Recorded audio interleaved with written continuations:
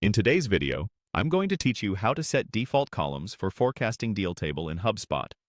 By the end, you'll have a clean, consistent view of your forecast that your whole team can rely on. Start by opening your browser and heading to HubSpot. Once you're on the official site, sign into your account. You'll need access to sales settings to follow along, so make sure you're logged into a profile with the right permissions. Inside your HubSpot portal, look to the top navigation bar and click the gear icon to open settings. This takes you to the main settings area for your account. On the left-hand sidebar, find the Objects section. This is where HubSpot keeps configuration options for data like contacts, companies, deals, and more. Next, use the Object Selector or the sidebar to go to Forecasts.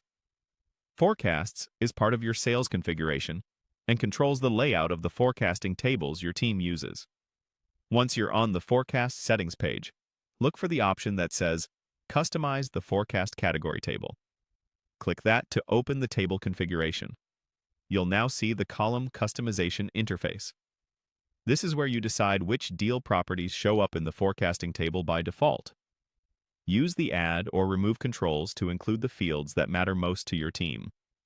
For example, you might keep essentials like deal name, amount, close date, deal owner, stage, and forecast category, and remove anything that clutters the view.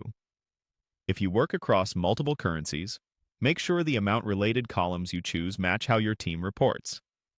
If you rely on probability-driven forecasting, consider including probability or weighted amount so managers can scan risk at a glance.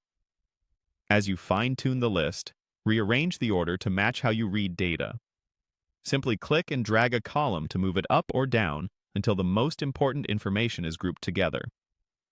A helpful approach is to place identification fields like deal name and owner on the left, core numbers like amount and weighted amount in the center, and timing details such as close date toward the right.